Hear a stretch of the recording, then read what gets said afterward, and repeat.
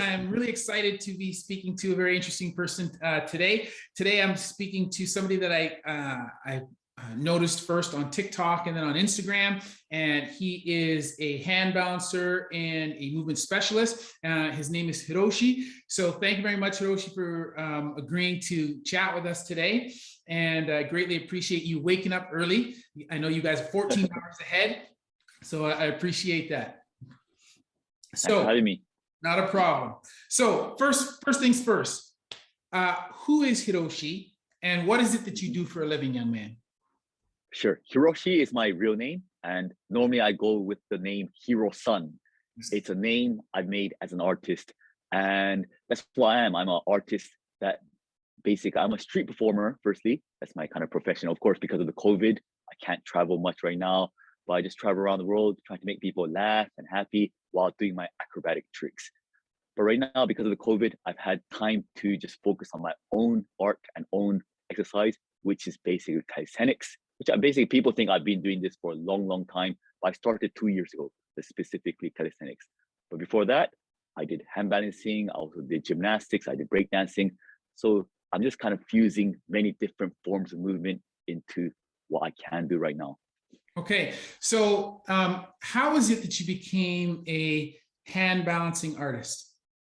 So hand balancing is, again, it's basically what, like, first ask yourself, what is handstand?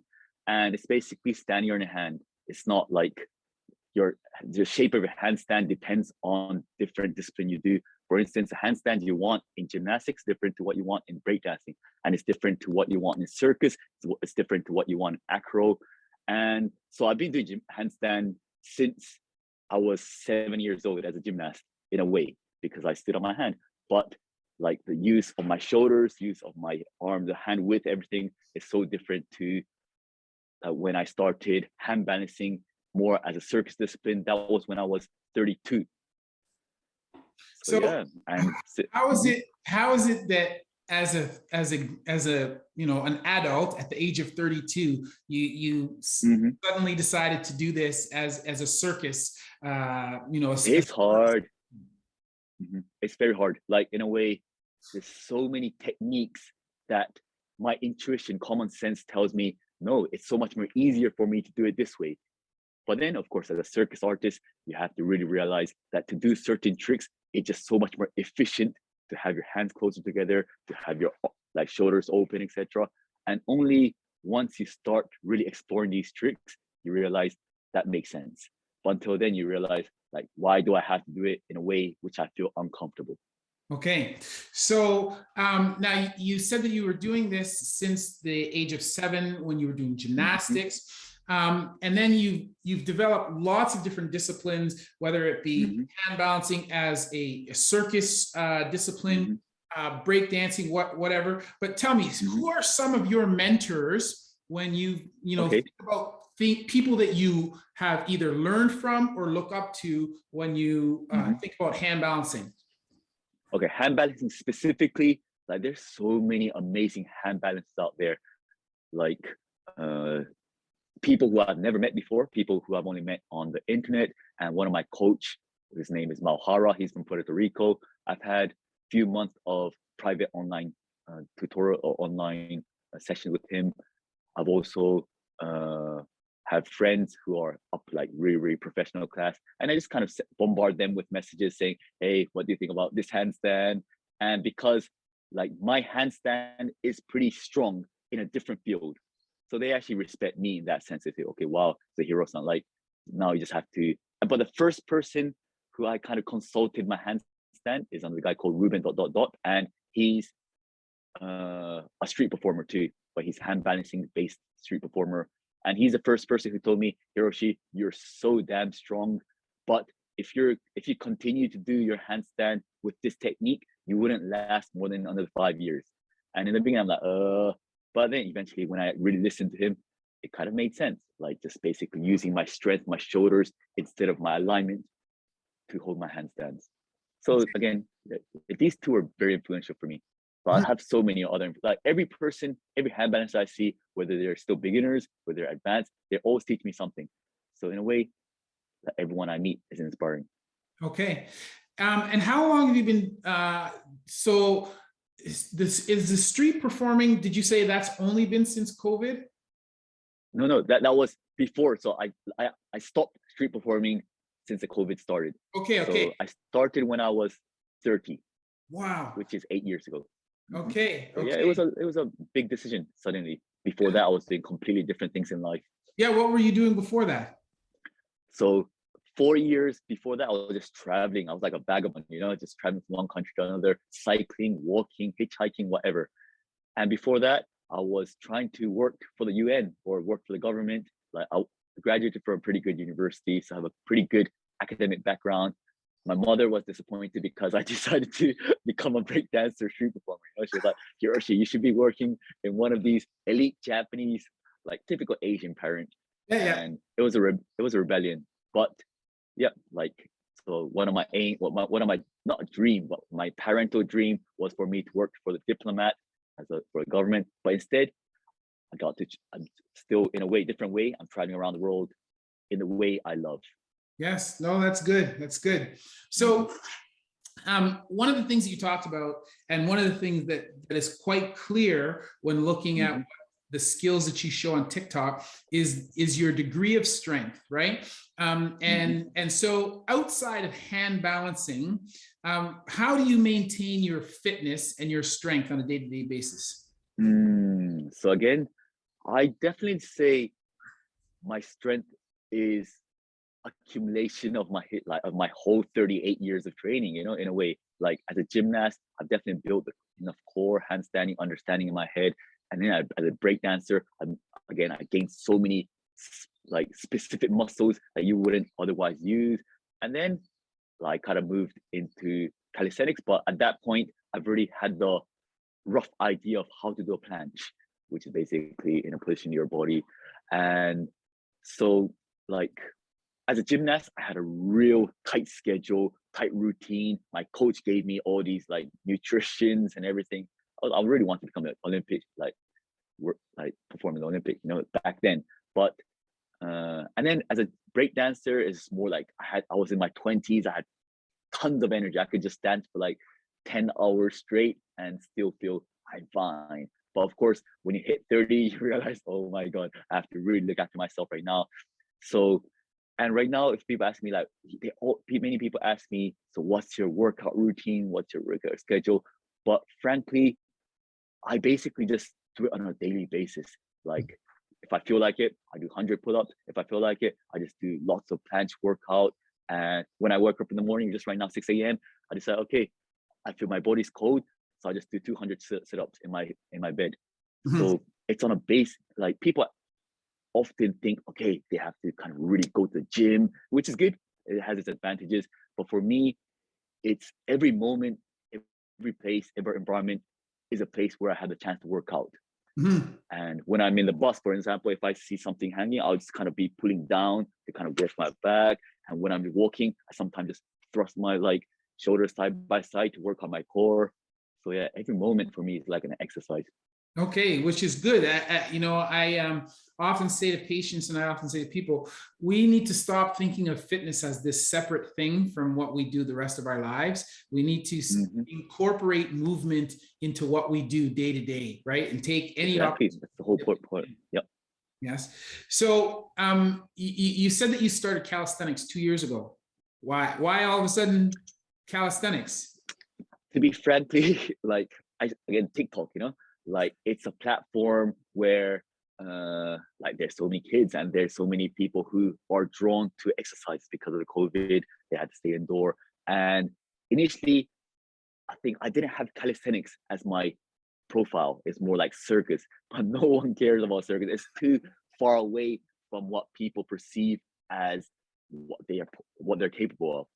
And when I was doing these planche push-ups, like just naturally for me, it was like just an exercise. People are like, wow, you're such a good calisthenics. You're such a good calisthenics. It's like, what the hell is calisthenics? And I kind of looked up what calisthenics is, and I realized, okay, a lot of things I do strength-based. My strength is based on calisthenics movements. And of course, I do lots of hand balancing too, but my strength, like to increase exposure, is calisthenics because I do have natural strength. And yeah, since then I kind of moved into, I wrote calisthenics and I gained so many followers. I'm like, all right, sticking with I'm a calisthenics expert. But again, like I've been building a lot of pushing exercise, pushing strength because of my breakdancing, etc. But I didn't have so much pulling. Mhm. So since then, I realized, okay, well, if I am gonna embrace this name calisthenics, I have to work on some pulling too. So I decided to really work a lot on chin up and muscle ups, etc., which has been helpful. So Mhm. it's been the name itself has pulled me to like start this exercise, and now I've kind of really been pushing myself to commit to it. Okay. Now, so a lot of your strength comes from that calisthenics work, also from your gymnastics core. But do you Mhm. ever employ conventional strength training? Like, do you ever do any weight training? So until recently, I kind of like I said, like I never go to the gym. Like, if I have a gym around here, I would Mhm. because it's really cold out here. But uh, like the only weights I use are ankle weights. Like I often use them because, and then I also use elastic bands, like resistance bands. But recently, one of my follower kind of sent me these waist weights, as we call it, the waist weights, basically, and these ones, and I found them to be really like useful in terms of strength gain. There's a difference between endurance and strength. Yes. Oh, is it still working? Yep. And like, after doing a couple of handstand push-ups with a 20-kilogram waist belt, like I realized, oh, when I take it off, I'm like, oh wow, my body is levitating right now. So Yeah. from now on, I'm gonna try to gradually make use of this, but I don't want like I could do again, even to an elastic band, I do kind of regular bicep curls, etc. But it's just to increase body. For me, mind body awareness is more important than just brute strength of lifting something just for the sake of it. For me, like the reason I wear ankle weights when I'm doing my planche is to enhance this movement, this position, instead of like getting stronger. Like if I can, and my ultimate aim is to basically try to balance on my four fingers in this planche position. And to do that, I'm really trying to just like compoundly put more pressure on my fingers. So everything is, again, it's complementary, like I'm trying to gain strength for the sake of extra movement, to feel more free, to feel just more strong. Mhm, mhm. So one of the other things that I've noticed, and it kind of comes back to my previous question. So if you look, like a lot of the stuff, you're doing it at, outside or wherever, you don't have a shirt on, and Mm-hmm. naturally your aesthetics looks very good. And it's interesting that there are so many people that train in a gym with weights, machines to get the aesthetics. But yet, you Mm, have so many people who do calisthenics, body weight mm-hmm. training, who do not Mm-hmm. use a gym. All they do is Mm-hmm. train functional movements. And yet, Mm-hmm. they're not training for aesthetics, but the aesthetics comes, right? So I Mm, think that that's quite interesting. And that kind of goes along with what you were just saying about the function, in that you're the mind body awareness is what you're after, but the mm-hmm. strength comes as part of that, right? It does. So I just that's just a thought that was running through my head as you were speaking. So Mm, the other aspects of fitness, okay, cardiovascular stuff, flexibility, mobility, how much time do you spend on those aspects of fitness? these are actually my weakness, which I have to definitely put more time in. And flexibility is like the more advanced you become as a hand balancer, for example, the more you realize it's like you have a limit with your flexibility. So you have to really just drill it, even though you feel uncomfortable. Like my back bend position, my compression position, they're vital. And then yet, like, because it's so uncomfortable, we end up spending less time on it. So, Mm, but gradually, I've been trying to kind of really motivate myself by finding like contortionists, by finding yoga teachers, etc., to tell them, okay, I'll teach you handstand, but in exchange, can you kind of teach me like these flexibility position? And that's been working slowly by slowly, but it's been good. In terms of cardio, like it's just a matter of I have a skipping rope over here, but it's like, oh, it's getting a little bit cold. So my only and cardio exercise right now is to cycle to the city, which takes me around, it's 15 kilometers to go and come back. So that's not bad. But for me personally, compared to the amount of energy I invest in my strength-based exercise, like I'm basically doing nil cardio right now. But that's comparing to normal people. So for me, my expectation of exercise is really high. So I'm like, a certain degree of running for me isn't cardio, but I really want to get back to more cardio when I can. Okay. So, hand balancing is something that you do as an occupation. You also have an interest in breakdancing as well. So what other movement, well, two questions. So number one, when did you start breakdancing? And then number two, what other movement modalities are part of your overall movement practice? So at around, I'd say at age 20, that's when I started breakdancing. But so before I started breakdancing, as I said, I did gymnastics, and I quit gymnastics when I was 18. So I had a 2 years gap, and I really didn't do anything. It's like kind of a retired gymnast who was expecting so high, but who's like, oh, I broke down. So I kind of really gained weight. But of course, certain elements of gymnast strength I had as a breakdancer, and so my form understanding of breakdancing was really low, but I could do a couple of tricks, and so I really got into it, and it really kept me healthy in a way. Like I'd say it's not the healthiest sport in the amount of discipline we have, as we don't have private teachers telling me what techniques right. You basically just chuck your body, twist your body, so you realize, oh, you have a back pain, but you're young, so you just keep doing it. So it was accumulation of that kind of exercise, but it was a great experience, and I still love it. And so I did breakdancing until around 28 and 29. And I still love it. So I still kind of incorporate these movements whenever I can, just not fully driven into like competition, etc. And the other models of movement I kind of try to incorporate. As I said, calisthenics is definitely like planche. And there's, as I said earlier in the beginning, there's big difference between the aims and purpose of these different disciplines like gymnastics, breakdancing, calisthenics.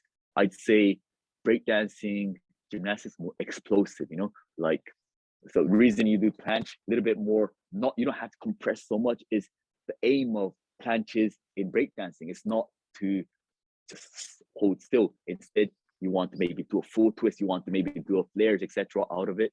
So it's okay to actually even not protract your scapula so much.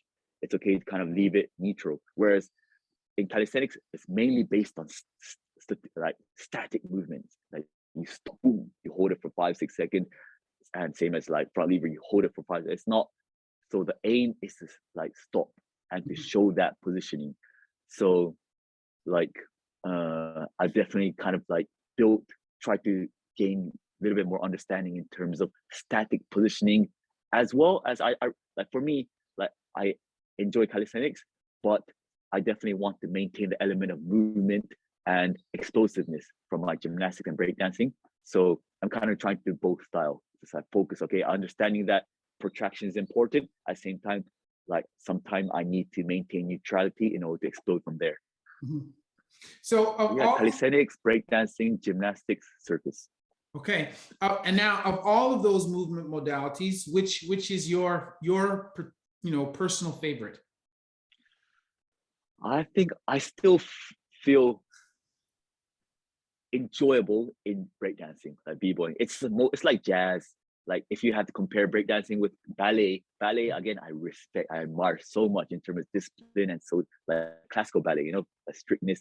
But like when I moved from gymnastics, breakdancing, I don't have to point my toes. I don't have to like put like chest up, etc. It's just like every movement is what you want to make it be. It identifies who you are, and that element is so beautiful. Even though some people see it as you're just lazy, you're just doing it whatever way you want, which makes sense, which I agree with you. Yeah. Now it's your favorite, but which of those modalities is the one that objectively you think you are the most skilled at?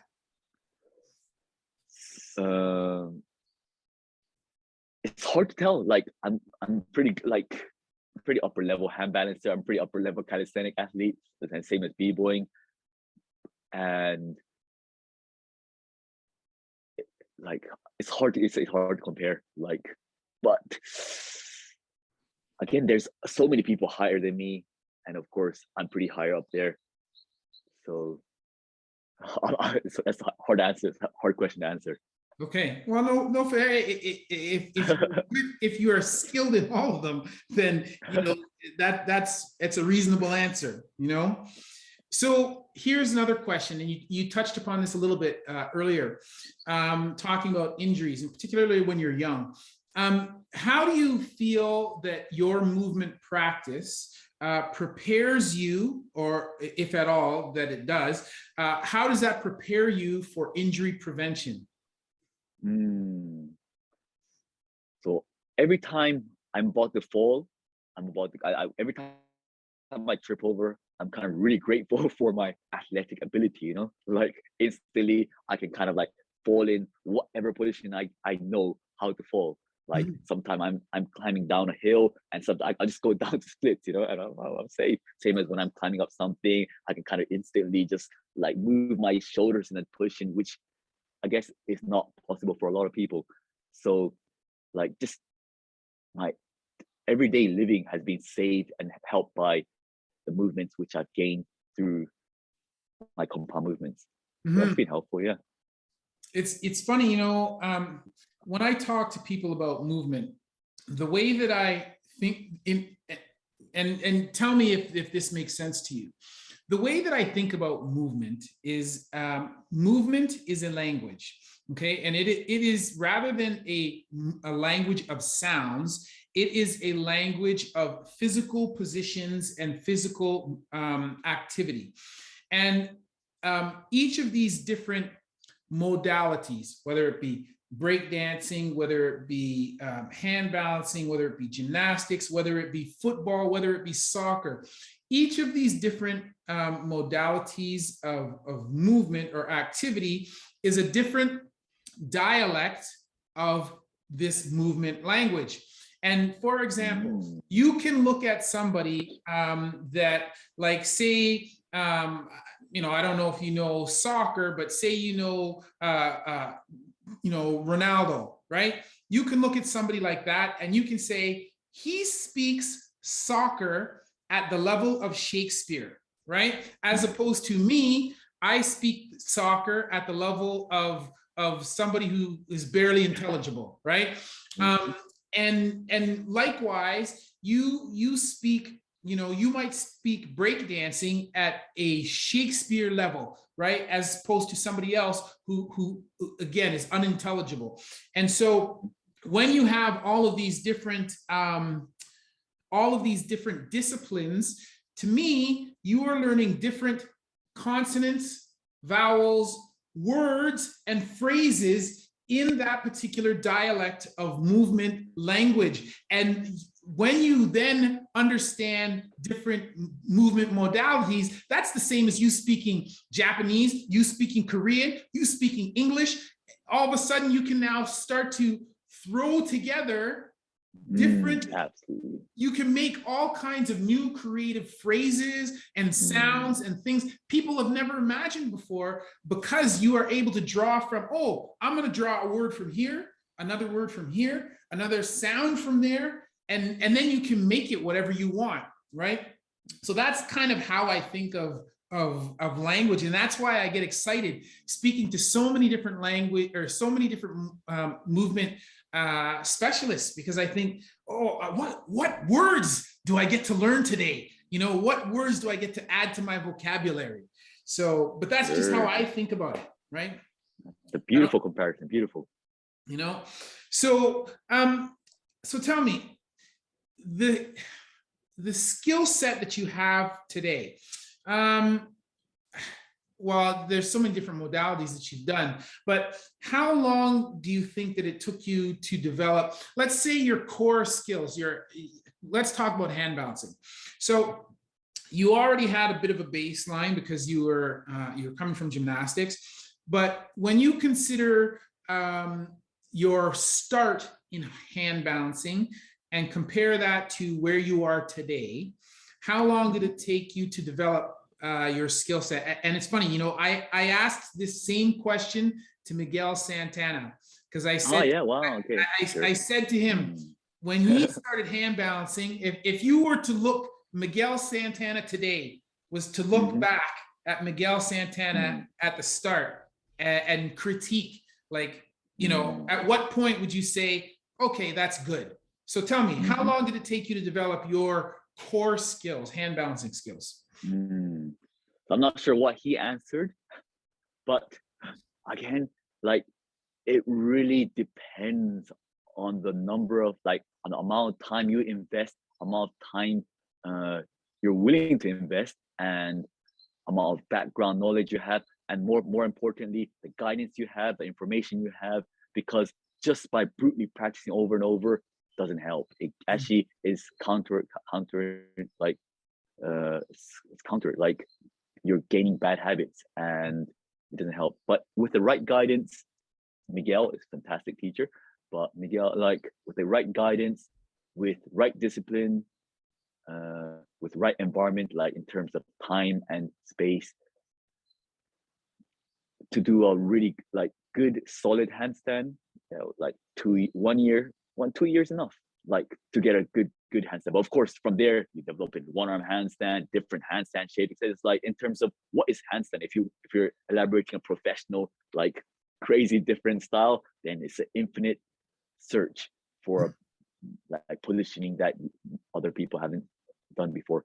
But when it comes to just two hand solid straight handstand, yeah, like, maybe if you're really disciplined, even half a year could be possible. But again, it depends on your background too, how stiff your shoulder angle is, or not how stiff your shoulder is, and in terms of your understanding of alignment, comfortability of being upside down, etc. So there's so many factors behind. So when people ask me the same question, like, how long will it take, I'm often like, I don't know, like, it could be 10 years, it could be 6 months. And I've had a couple of students who are just naturally, I don't know, I don't like to use the word talent, because again, I often believe that talent is based more on the willingness to work hard instead of just natural ability. But some people just have that ability to just quickly get into that position and understand that, wow, like, their shoulder angle is open, the hip alignment is perfect. I'm like, you'll get it in like 2-3 weeks, you know, as long as you have the right information. All right. So if we talk about the handstand, okay, and if we break that particular, so we're talking about just a regular freestanding handstand, okay, straight alignment. And if you were to break that down, what are the core skills in your mind, if you were training somebody who's not done handstands before, what are the core skills that you can break that handstand down into?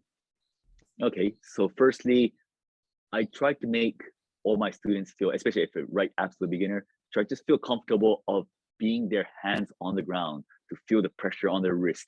So of course, like, just ordinary plank position is the most comfortable, and try to, even with the knee plank, and just feel comfortable just kind of moving around. Eventually you don't want to move your shoulders around, but you want to fix it, but just feel the pressure on your wrist.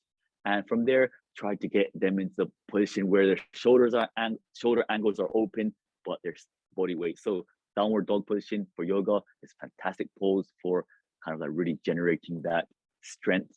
And from there, just the wall is your best friend as a hand balancer. So kind of like gradually try to get their legs a little bit higher, like with your body facing the wall, not against the wall, because then facing against the wall often creates a bad habit in terms of your back bending, etc. So just slowly climb up the wall and gradually increase that inclination. And from there, the element of strength and balance is entirely different. You can become the strongest person, yet can't balance for a second if you don't understand. And that's again just a sensation of gradually finding ways to feel that free weight of your legs off the wall. So I kind of often use it. It's called the scissors exercise, where you're upside down, you have one leg on the wall, one leg off the wall, to try to find center of gravity over your shoulders, your wrist, etc. And so these are kind of like step-by-step exercise I do to teach my students. Okay. Now, when you're thinking about teaching students, new students, what are some of the common errors that you see when you're trying to teach? In handstands or just generally? in hand, well, let's go handstands first, and then we can talk Okay. about Yeah, general. yep. So in handstand, I think firstly, of course, their shoulder angle kind of like not shoulder, their hand width is often pretty wide apart because it's kind of natural, you know, when you raise your hand. Well, but some people whose shoulder are flexible, they can do this, but they don't understand like what's the whole point of your hand width, and that becomes pretty important. And the problem is, again, with depending on what discipline you want to do, what tricks you want to do, often it's okay to actually leave your hands a little bit apart if you're working on handstand push-up, for example. So I'd assess these habits based on the sports or willing like discipline they're willing to move into. But as of course, as a circus, as a acro, I focus more on hands closer together. And another is just having their shoulder angle closed. It's naturally pretty comfortable here. Or even some people who are naturally too flexible, they have their shoulder angle too much open because they're a little bit too flexible. So I kind of tried to say, okay, maybe for someone whose shoulder angle is closed, I try to emphasize really sometimes just for maybe for a lot of circus teachers, they would actually say it's not a really good thing, but I really try to emphasize them to even open it more than necessary to kind of counterbalance and find that. And if someone, if it's like this, I said, maybe try it a little bit, try to keep your angle even less than the 90, like 180, 90 degree, and try to find the counterbalance for them to reach that straight line. Okay. Another thing is I'd say is just their eye position, which is like they often put their head in like this and try to look forward, which again, it's like you're trying to stand on water. You're like, you're not looking at one focal point, and that focal point becomes so important when you're balancing. When it's a stand on one leg, like if you close your eyes, it's entirely different to when you have your eyes fixed in position. Okay. So yeah, your eye direction, and the same as your hand. Like some students just they don't know where to put their hand. I just kind of like try to guide them somewhere here, yeah, around the face and forward. So these are a couple of points.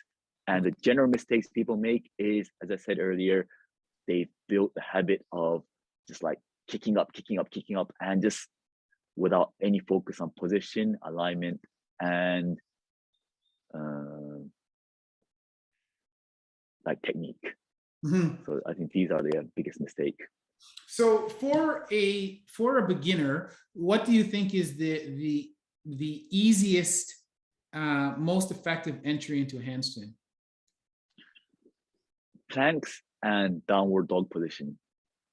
And even on the wall, just like having downward dog position on the wall, just feel that pressure. And also another just simple exercise, just raise your hand up, try to reach the ceiling, which kind of opens your shoulder angle, and just hold this position for 10 seconds, 20 seconds. And this itself is like really developing strength in your shoulders, alignment, and positioning. So that's fantastic. Just boom, suck your chest in, push your shoulder out. Okay.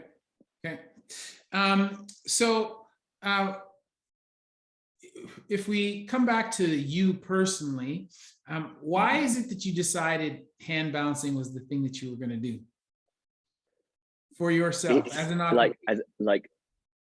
after 30, as a street performer, to make money, I have to do handstands. So every show, I'm kind of walking on my hands. I'm just like standing on top of two guys in my handstand. So it was a natural transition towards something I need to do.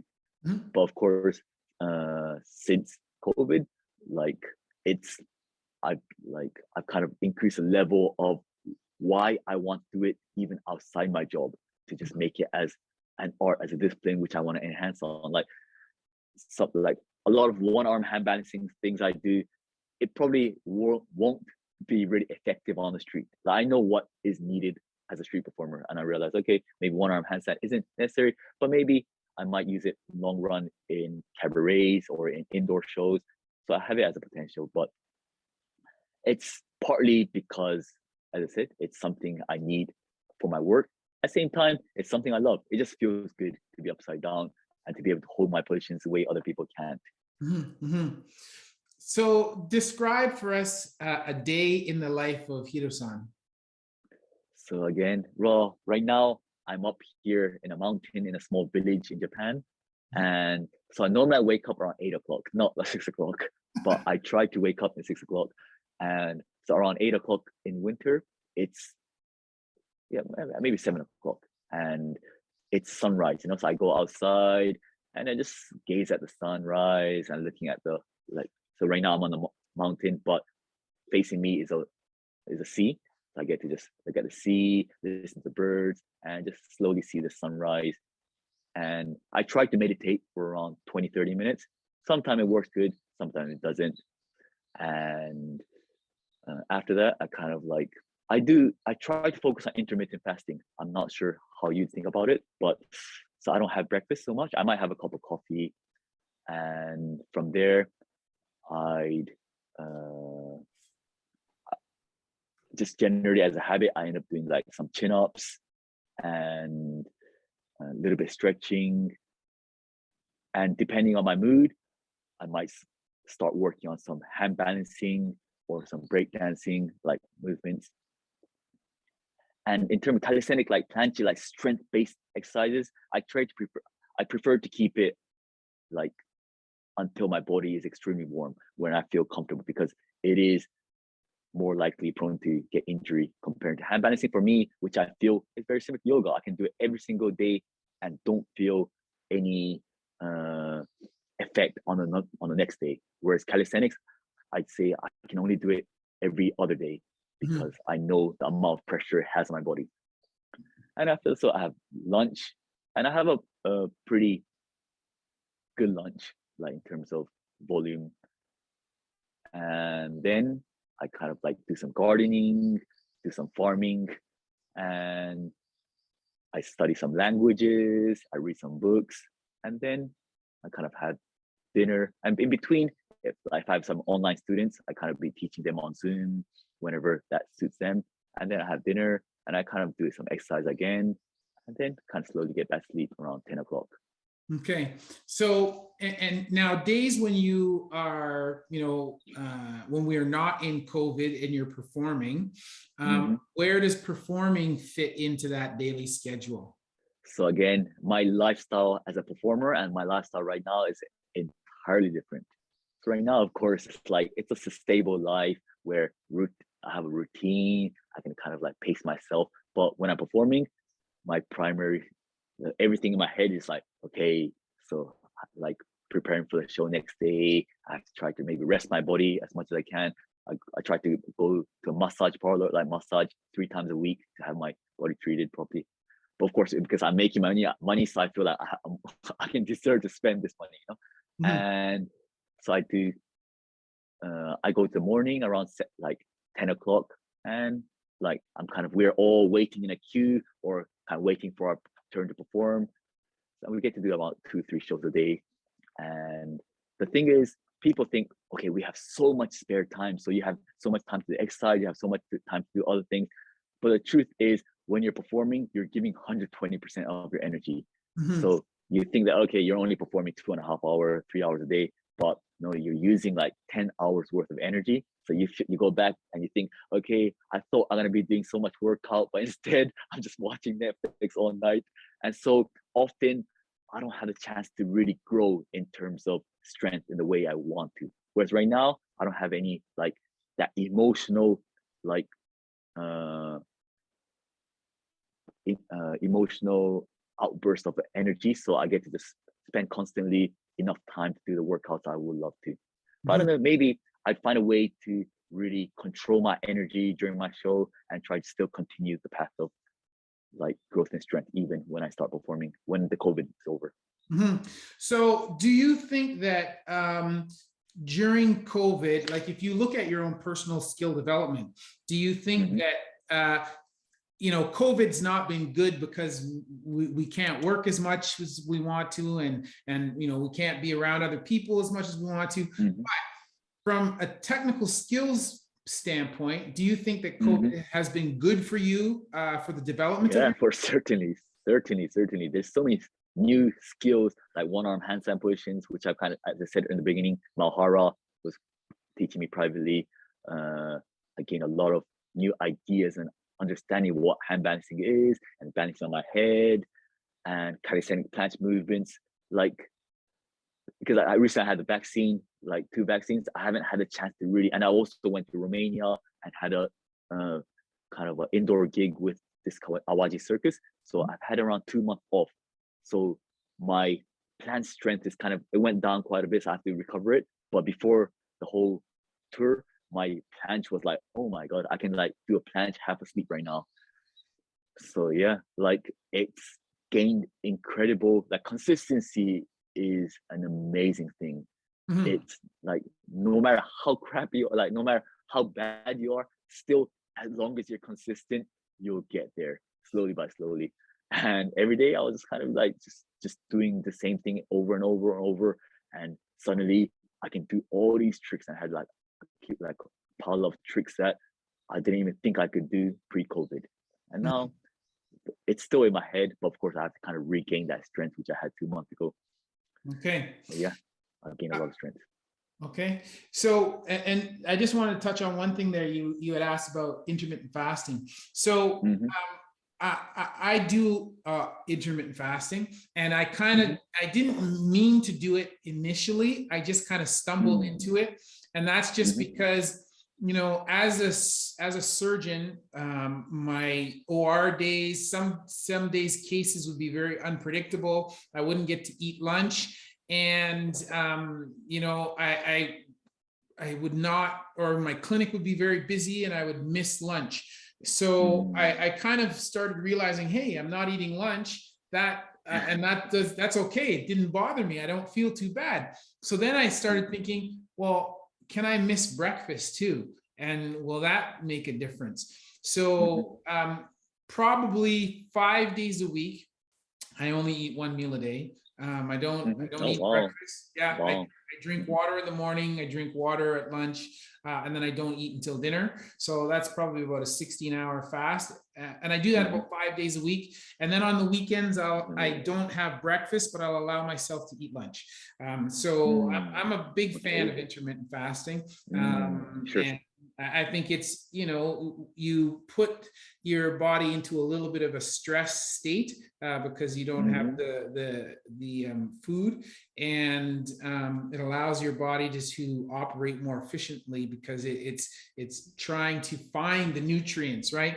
So Mm. I do like it, and I am Okay. Wow. a big Mhm. fan. So I'm not telling you not to eat all day, No, but no, no. For me too, like the reason I'm doing it is because it works for me. And again, I'm not a specialist, so I can't encourage other people how good it is. It just I just tell people, all right, if like skipping breakfast makes you feel good, makes you feel stronger, make you feel lighter, try it. And if not, like try talk with a consultant like you. But for me, especially all I can say is that it works for me. That's it. That's why I'm doing it. Okay. Let's go back to your education for a moment. Hmm. So, you graduate from university. You've got what was your degree in? So I did philosophy and economics Okay, so you in have a London. degree in philosophy and economics, and Hmm. mom is saying, "Hey, Herosan, you work for diplomat somewhere." So at some point you decided, screw that, I'm going to do this other thing.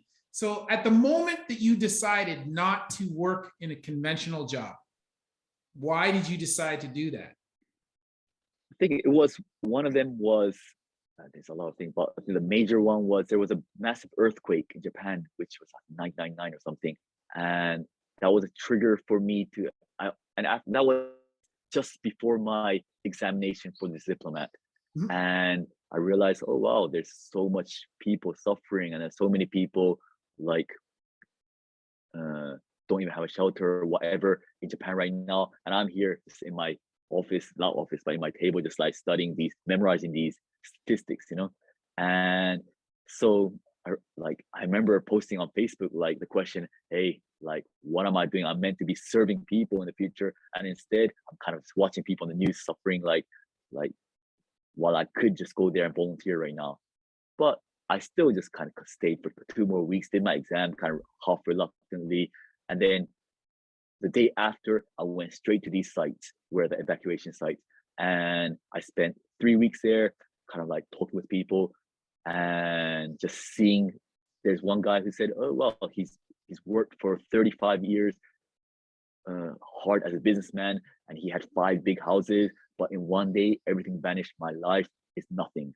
And then I met another guy who said like he was a sailor for like his entire life. He got 5 houses, not five, like 5 or 6 like ships, but they're all shipped away, like all just gone away.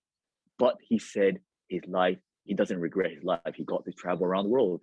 Mhm. And just seeing the difference between people who worked for something they loved and experienced, and the people who just worked just for the sake of work.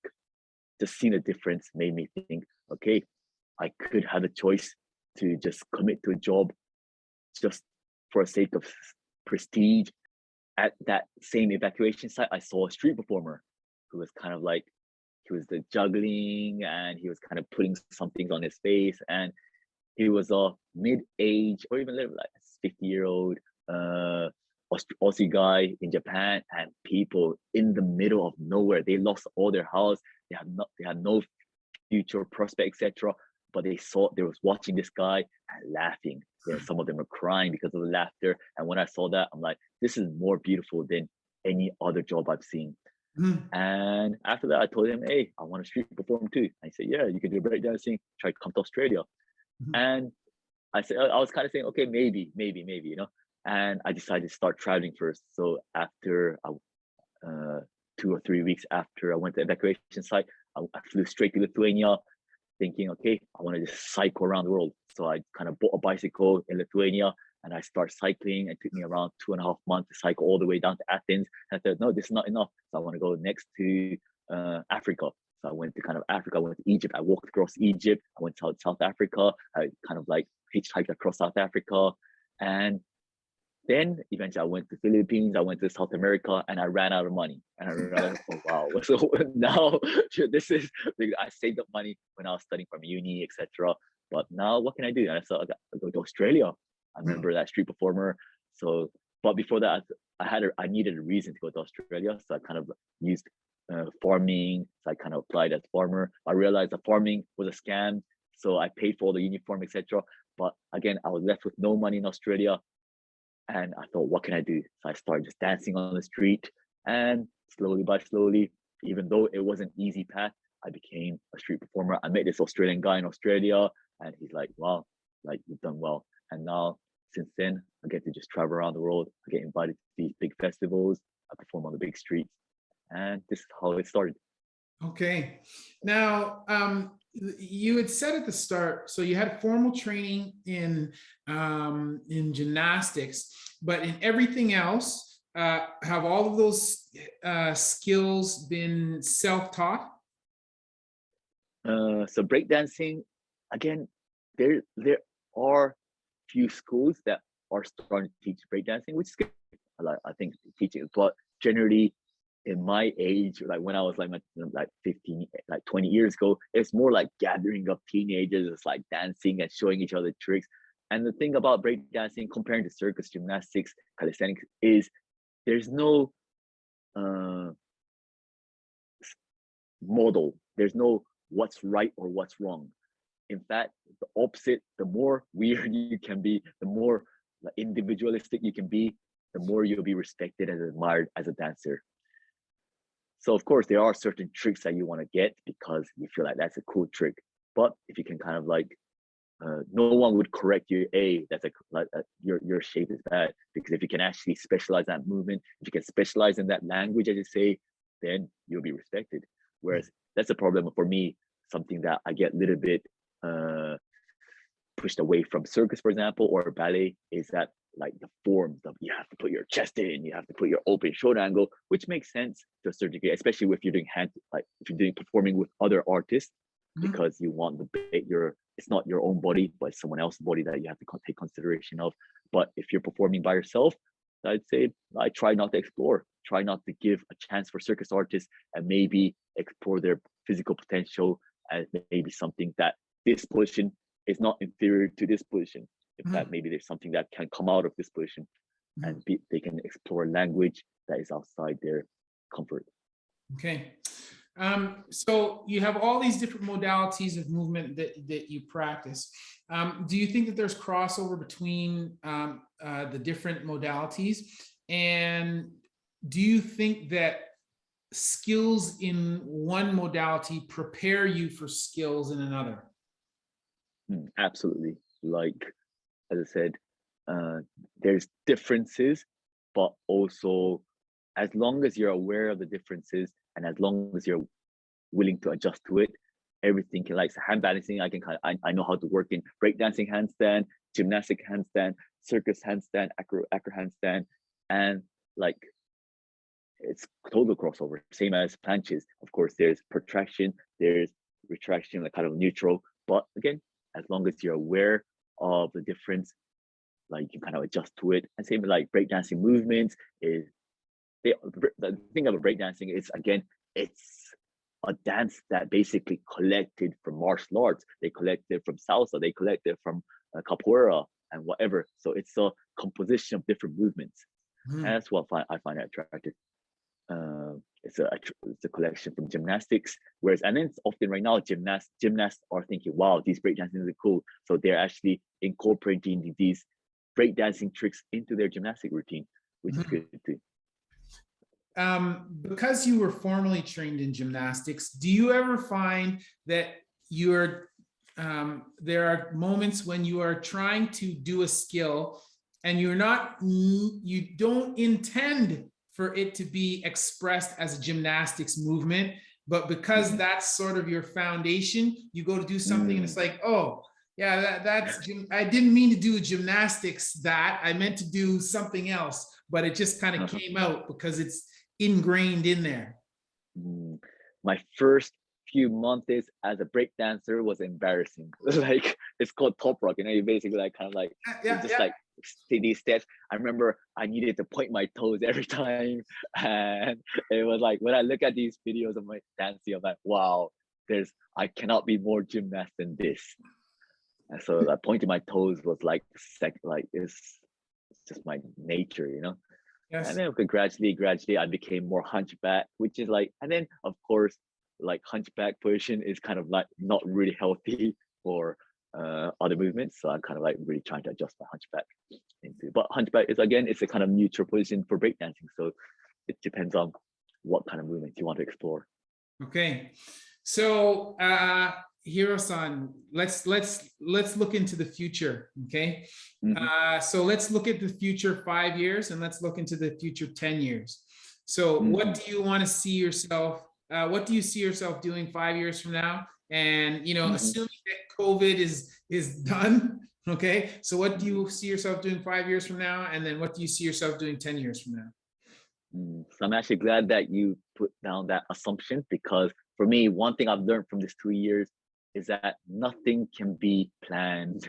In a way, you should plan in a way, but like for me, before the COVID, I had so many gig offers, I had so many festivals lying ahead. My diary was full until the whole year. But then of course, in that 1 year, you realize, oh, nope, maybe this one, oh, nope, maybe this one, nope, maybe this one. Eventually realize, oh my God, like there's no point plan. So my 2019 diary was full, 2021 I haven't even touched it yet. So I know the importance of planning. I think it is important to plan, but it's also important to just embrace your day by day and to just feel grateful that your day was just ended with you breathing at the end, you know. And so, but as I say, like if 5-year projection, like if I can work towards my 4 fingers planche, again, I know the calisthenics, I really want to incorporate this. I'm not doing this just because 4 fingers, but I want to really, if I can do this, I feel I have so much more potential as an artist, as a performer, to make use of this trick, to have a more sincere monk character saying, I'm gonna elevate with my 4 fingers. And I think I can really sell this trick well in that sense with a monk costume, you know. And so I really want to get this. I also want to work on other, maybe like I know all these talent shows, like I've been invited by America Got Talent like 3 times, and all the time I say, you guys like pay me money or I won't go. And still I know that it has so much corruption, and they do kill talent more than they actually expand it. But and I might think about future exposure a little bit more than I used to, because I realized, okay, exposure can help. But still my love dwell in street performing. Instead of on these big stages, just going on the street and then just stopping random people and inspiring stranger. It really, like, after not performing for over 2 years, like I really miss it. So I definitely want to get back into it. And I don't know how many years I can do this, but I know that street performing is not based on skills, but more on language communication. Yeah. So I know that I can do it as long as I can. And at the same time, I definitely want to stay healthy and try to grow as an artist, as a individual being in terms of strength and flexibility and movement. And 10 years, whew, I don't know, like when it comes to marriage, relationship, again, these are spontaneous too. And for me, these are apps, something that I think it shouldn't be planned. Like, why plan for the future? Why plan for marriage? Why plan for girlfriend? When if that's in fact just a pressure for you to do something that would be against your intuition in terms of what I want to do now. And of course, like performing and traveling is something that really is driving me right now. Whereas society's telling me, Hiroshi, you should be settling down with a wife right now, with a proper job, But of course, everyone's different. We all listen to the different drums in our heart. And for me, I feel like there's a lot of social pressure. Every time I go to the internet, when I see other friends getting married, getting children, which I feel like, all right, I can feel the element of me telling me I should be doing this. At the same time, I try to close it off and try to really start doing my four fingers plans and just focus on moment, being the present, and just do my stuff. Well, listen, man, but there are elements of what you do where waking up in the morning, being able to look out on the mountains, being able to look out on the sea, being able to meditate, and that's wonderful, man. And I think that puts you in tune with the world around you in a way that many people don't get to experience. So I don't think there's the grass is always greener wherever you are. Exactly. Always. You can, like, you're always, no matter how successful you are, if you look at someone who you think as more happy, and again, happiness itself is subjective concept, and like someone who can be seeming super happy, who are successful, often aren't, and someone who they seem to be struggling and often are actually, like when I was a traveler with no money, as I said, when I was walking across Egypt, when I was cycling across Europe, my budget was $1 a day. And it's $1 a day. I was like eating the most. I was like, hey, I don't have a place to sleep. Can I sleep in your like garden? Can I sleep in whatever? I was knocking at random people's door in South Africa, And they're like, what the hell? Like, you come to our country as an Asian guy, I know you have money, and you're asking me whether I can pitch my tent in your back garden. I say, yeah, come along, you're a crazy guy. And these were the most memorable, most kind of exciting moments, when I had no money, like when I had, if some other people would see me as a Japanese person would see me, they'd be like, oh my God, this is like ultimate failure. For me, there's no point in life that I feel at the peak of my like life experience. Yes. And I do miss those moments. Like, I know that right now I have a relatively successful career in terms of as a street performer, etc. So I have a drive just to depend on money, to feel convenient, to feel safe, etc. But I do just miss the feeling of just leaving my wallet on the table and just going to Africa again and try to survive on $1 a day, because that itself is crazily, uncomfortably amazing. Yes, most definitely. Now, when you were traveling, was there ever a time you're going to all these countries, you don't have a ton of money? Was there ever a time when you were afraid? You're like, holy shit, like, what am I doing? Yeah, again, fear is just, it's a feeling, it's a feeling that we develop irrationally often. And I remember when I was in Egypt, or not Egypt, someone would like kind of like point a knife at me, and I'm like, okay, how should I react to this person? I immediately just kind of grabbed his arm and like just grabbed his shoulder, yeah, what's up, and like kind of like played around. And thankfully, that moment it was okay. So of course, I had that instinct, oh my God, what's gonna happen? And same as in South Africa, I was sleeping behind a toilet, and I could hear a bunch of like gangsters or whatever, like with motorbikes, just suddenly like stopping their motorbike and like kind of like talking about drugs, etc. And but I was kind of hiding behind the toilet, saying, "Oh my God, hopefully they wouldn't discover me. Hopefully they wouldn't discover me." And then when they went away, like, okay. So, and then even in India, so I've had many kind of scary moments. But when you're living on a daily basis, like living in the present, you just kind of embrace these emotions. And because of these fear, because of these like scary moments. When it's over, you kind of feel bliss, you feel peaceful. Everything is up and down. When you experience like the tiredness, and then like when the rain starts coming in the middle of your like journey, you feel like, oh my God, please. And then when the sun comes out after the rain, you feel like, oh my God. So it's a roller coaster, but it's like, again, at the same time, sometime when I'm here in Japan, I'm just picking up my coffee with my newspaper. I'm like, ah, this is how it feels to be a normal Japanese person. And that's beautiful too. So again, embrace what you have in front of you and try to just, I know that the grass is always greener, but try to look at your life from a different perspective. As you said earlier, I'm totally blessed to just stare out at the sea. It is the sunshine, and I know that most Japanese people don't have the privilege to do that.